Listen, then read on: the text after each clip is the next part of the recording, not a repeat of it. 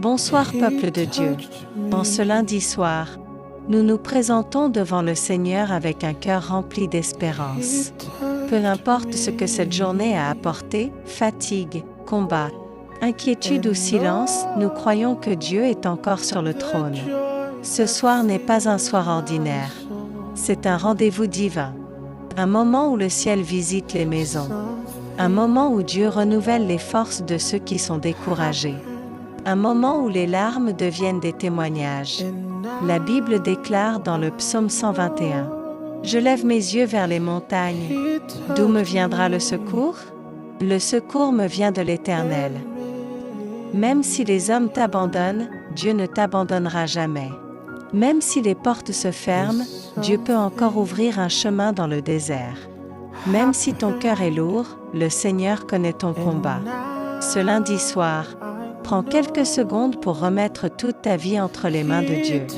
Ta famille, tes projets, ta santé, tes finances, tes rêves, tes blessures cachées. Car lorsque Dieu agit, personne ne peut arrêter sa main. Dieu connaît les batailles cachées. Il y a des combats que personne ne voit. Des nuits sans sommeil. Des douleurs silencieuses. Des questions sans réponse. Mais écoute ceci. Dieu voit tout. Il connaît les prières que tu n'arrives même plus à prononcer. Il connaît les larmes que tu caches. Il connaît les portes fermées devant toi. Et ce soir, Dieu te dit : « Mon enfant, je suis encore avec toi. » Le lundi n'est pas une malédiction. Beaucoup commencent la semaine avec peur et découragement. Mais pour l'enfant de Dieu, chaque nouvelle semaine est une nouvelle opportunité. Le lundi représente un nouveau départ, une nouvelle grâce, une nouvelle force, une nouvelle victoire.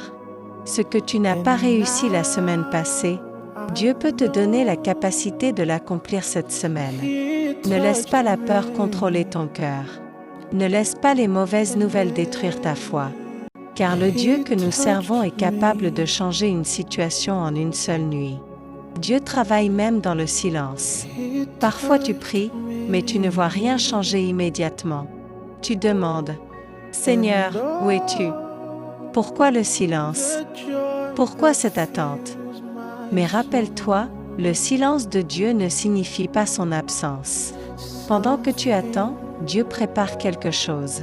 Pendant que tu pleures, Dieu travaille. Pendant que les hommes te sous-estiment, Dieu prépare ton témoignage. Joseph a attendu. David a attendu. Abraham a attendu. Mais au temps fixé, Dieu a agi. Ton temps arrive aussi. Ne renonce pas maintenant.